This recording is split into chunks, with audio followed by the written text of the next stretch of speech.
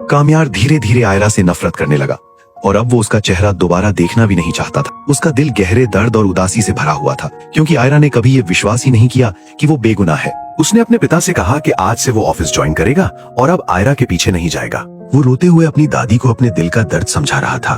तब उसकी दादी ने उससे कहा कि वो उस वृद्धाश्रम में जाए जिसे उसके दादा ने कई साल पहले बनवाया था और जो अब बहुत पुराना हो चुका है। वहाँ जाकर उन लोगों के लिए काम करो ताकि तुम्हें उनकी दुआएं और आशीर्वाद मिल सकें। फिर कामयार ने फैसला किया कि वो उस वृद्धाश्रम को दोबारा बनवाएगा ताकि वहाँ रहने वाले बुजुर्गों को उस जर्जर हालत में और तकलीफ न सहनी पड़े।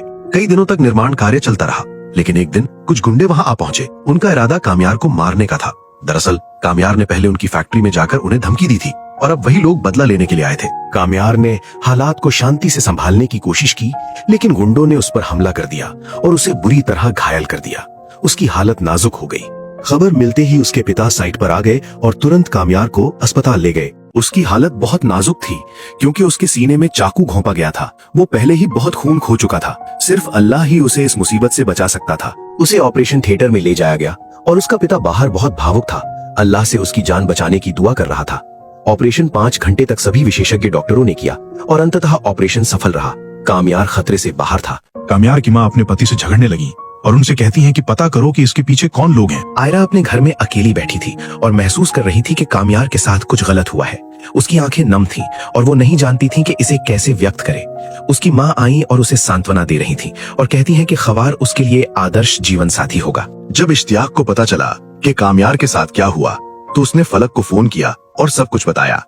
फलक ने इश्तियाक से कहा कि वो जाएं और देखें कि कामयार ठीक है या नहीं। अगले दिन इश्तियाक कामयार के कमरे में गया और देखा कि वो ठीक है या नहीं। और जब वो बाहर आ रहा था तो कामयार के पिता उस पर गुस्से में थे और पूछते हैं कि वो यहाँ क्यों आया। इश्तियाक ने कहा कि वो सिर्फ ये जानना चाहता था कि कामयार अब कैसे है। दूसरी ओर खावर और उसकी माँ इरफान साहब से मिलने आए ताकि आयरा और खावर की शादी की तारीख जल्द से जल्द तय की जा सके। जब वो चर्चा कर रहे थे, आयरा आ गई और सब कुछ सुन लिया। वो बहुत दुखी थी।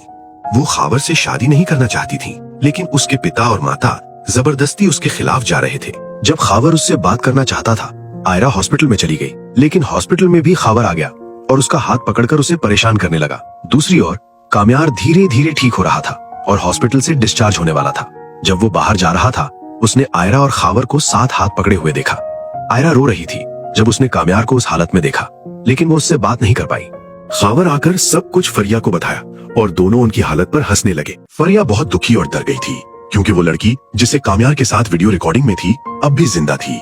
रात में फरिया उस लड़की को मारने के लिए हॉस्पिटल गई, लेकिन क्योंकि आयरा रात की ड्यूटी पर थी, वो अचानक आई और फरिया को तकिया हाथ में लिए हुए देख लिया। फरिया वहाँ से भाग गई, भले ही आयरा ने उसे रोकने की कोशिश की। आयरा को अब समझ में आ गया कि फरिया उस लड़की को क्यों मारना चाहती थी। आयरा ने फलक को फरिया के हरकतों के बारे में बताया। आयरा की बात सुनने के बाद फलक ने इश्तियाक को फोन किया और सब कुछ बताया। बाद में दोनों कामयार के ऑफिस गए और उससे बात की।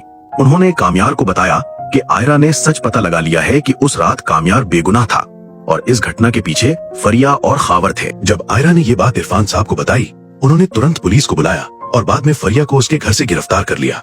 दूसरी ओर जब खावर को ये खबर मिली तो वो फरार हो गया और अमेरिका वापस चला गया। अगले दिन आयरा कामयार से मिलने गई और उससे माफी मांगी। उसने सब कुछ समझाया और कहा कि उसने कामयार पर भरोसा न करने में बड़ी गलती की। आयरा ने कामयार से उसे माफ करने की भी गुजारिश की। अगले दिन कामयार छोटे बच्चों के साथ खेल रहा था और आयरा एक गुलदस्ता लेकर कामयार के पास आई प्रपोज करने के लिए। पहले कामयार अभी भी गुस्से में था, लेकिन बाद में उसने समझ लिया कि आयरा ने अपनी गलती को समझ लिया है। इसीलिए जब आयरा अपने काम के लिए ऑस्ट्रेलिया जा रही थी, कामयार एयरपोर्ट पर आया और उसे जाने से रोक दिया। बाद में शादी के बाद दोनों साथ में ऑस्ट्रेलिया गए ताकि आयरा का सपना पूरा हो सके।